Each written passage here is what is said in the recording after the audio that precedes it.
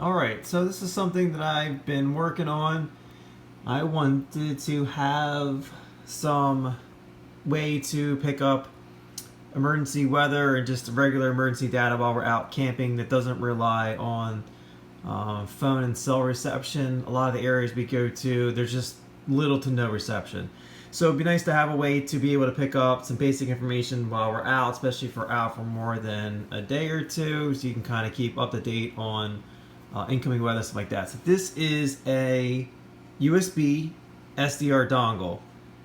It's a USB plug-in, and it is SDR stands for software defined radio. So this is basically just a receiver tuner that plugs into the computer, and it uses software to tune the antenna to receive what you're looking to receive.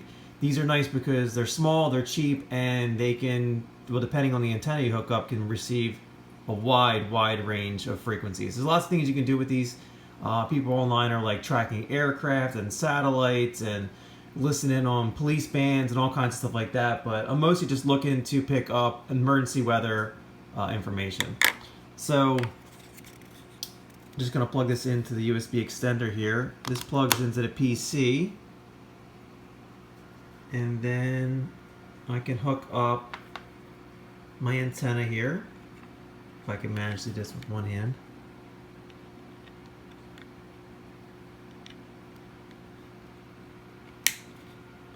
And don't mind my custom coat hanger antenna here. And then free software available for whatever, Windows, Linux, whatever, you can pull up, and this will allow you to use your SDR dongle. You can tune into any kind of frequencies you want,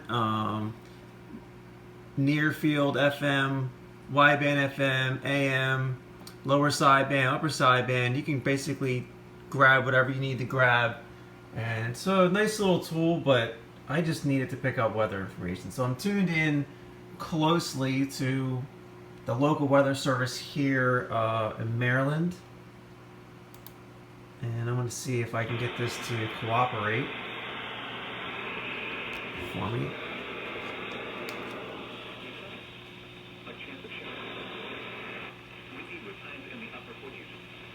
Turn that up so you can hear it. Lower 40s in the afternoon.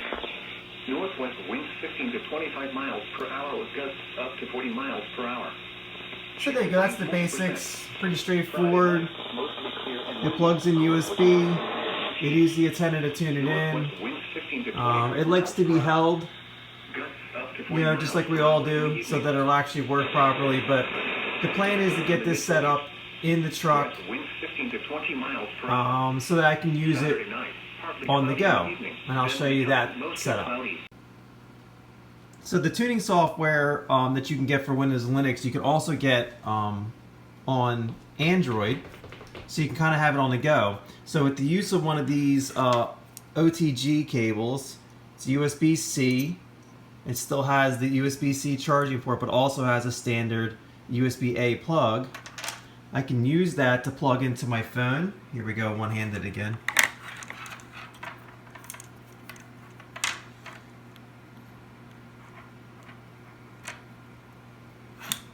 And then I can plug in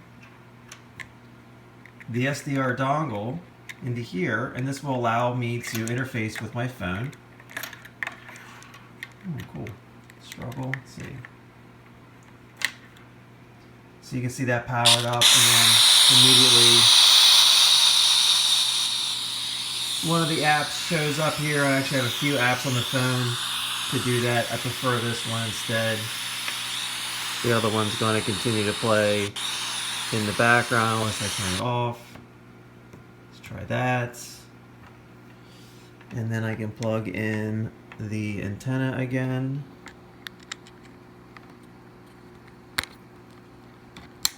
Boom.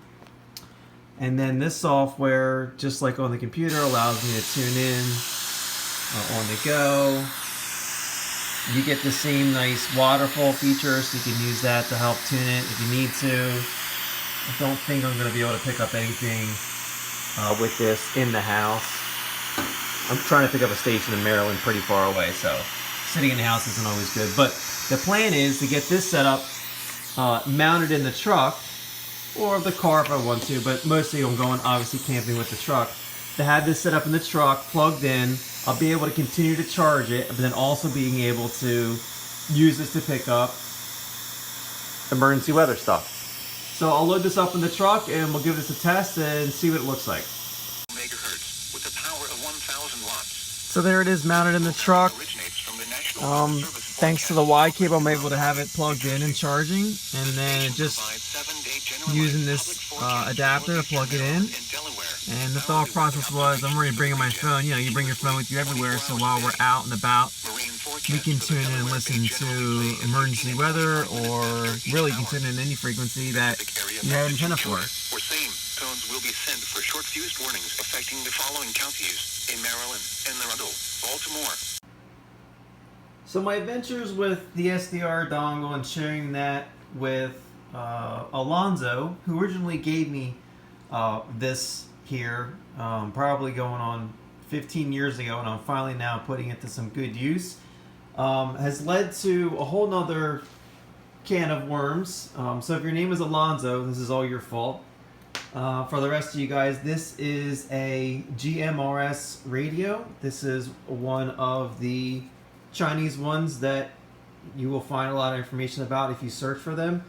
This is similar to the SDR dongle in that you are able to program a frequency and tune in and listen to whatever you want to, weather channels, emergency broadcasts, aircraft, all that kind of stuff like that. But this allows you to also transmit on those frequencies. There is some discussion about whether or not that is legal or illegal depending on your license level or not licensed at all. But for what I'm looking to do, listening to weather and maybe talking to other GMRS or FRS radios, I don't think that anyone's coming for me. So it's a nice little kit. It comes with a spare battery. It comes with a little charging station for it, and a cigarette lighter plug-in, as well as a AC wall adapter. It comes with a little remote radio, which might come in handy for when I'm in the truck if I were to find a way to mount this. And it comes with this typical cool little secret agent earpiece piece that probably most of it will never ever actually get used. So I had to. You can jump on this and you can just get this and you can jam in a frequency. It allows you to select whatever band you want to be on, and you can just go ahead and tune in whatever frequency you want with it. Or you can download some software called Chirp. It's available also just like the other frequency software we were talking about. And this allows you to go online and download frequency charts, and you can program in different frequencies for different uses right into the radio. You can pick up marine, you can pick up local railroad, you can pick up cop, fire, EMS stuff, just like with the SDR dongle. But what's cool about this, and what I'm looking to use it for, is just the FRS and the GMRS channels, and then the local weather bands. Because once again, it's just looking to have this for emergency use out while we're out camping, so I can listen to weather information, and this will allow me to also communicate if I'm out with a group of people larger than just myself or whoever's in the vehicle with me. So once I was able to connect this, there's a nice little plug-in port on this. It plugs in USB to the computer. It's not easy, it's not intuitive. If you guys ever want to get one and you wanted to do this, let me know and I could try to walk you through it. It's not intuitive or obvious at all. It's kind of a pain in the ass to get through. But now that it's done, I'm very happy with it. I have it set up to pick up more of the same. We can listen to the weather frequencies with it. Are you gonna tune in? Oh, I'm on the wrong channel. See, it helps if you're on the right channel. 10 to 15 knots after midnight. Waves 2 feet or less. Monday, west winds 15 to 20 knots, becoming northwest 10 to 15 knots. There you go. It does the weather radio like I want it to do, but what I can also do, and I have set this up, is I also have programmed in here, if you will focus. Yeah. through my channels, FRS, 1 through, I think it goes to 22, and then the GMRS stations. So what's nice about these is that you can also, now that they're programmed, use them to communicate with basic off-the-shelf cheapy radios like these. These are just typical GPMRS radios that you can get. What makes these legal to use without any licensing is that there's no way to manually program the frequencies, and they are basically locked down. Low power, locked down to the channel. But with these, I'm able to... Oh, see, it helps if you're at the right channel. 22 and 22. So I'll come back to this one here. I'll put us on the correct channel, and then you should be able to see there with the green light. There you go. You can see that it's picking up that channel. Hello? Hello? You're able to see that it's picking up. So I'm able to communicate with these radios through other radios. And what's nice about here is I'm obviously transmitting more power, so the range is a little bit better. But it's nice that you're able to scan and listen in on other frequencies.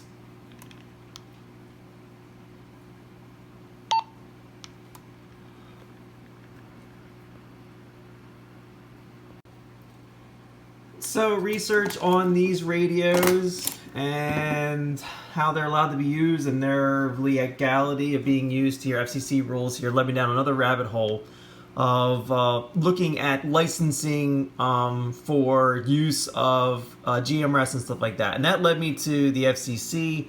Obviously, a lot of people have heard of your ham radio license, which I recently read and figured out that there is 3 or 4 different levels of that I didn't know about, so I will be looking into maybe getting those. But you can get a basic GPMRS radio license from the FCC. There's no testing. It's just a matter of filling out the paper and reading the rules and regulations and agreeing to it to get your license. So I started that a few days ago. Another process, just like the programming process.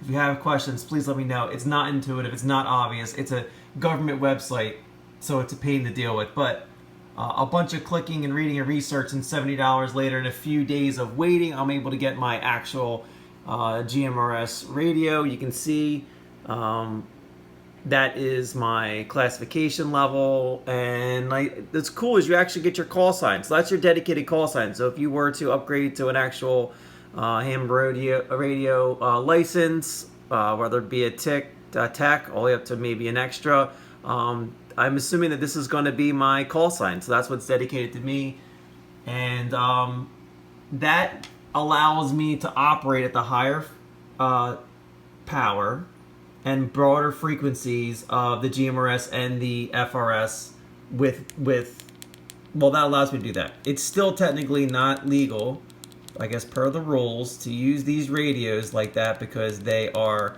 just not as well manufactured. So there is, it puts out interference on other frequencies and harmonics, and you are not supposed to have a radio that you're able to, via the faceplate there, program in any frequency you want to. So I can basically jump on this and get on a CB band or any amateur radio frequency and transmit on it. And that's what makes these technically illegal, even though I now have mine locked down for ease of use, just down to the individual FRS, GPMRS channels. But just like with the weather bands we were talking about, once I tune into these for listening, there's nothing stopping me from transmitting across those channels, which obviously will be a nuisance to anyone else locally trying to listen to.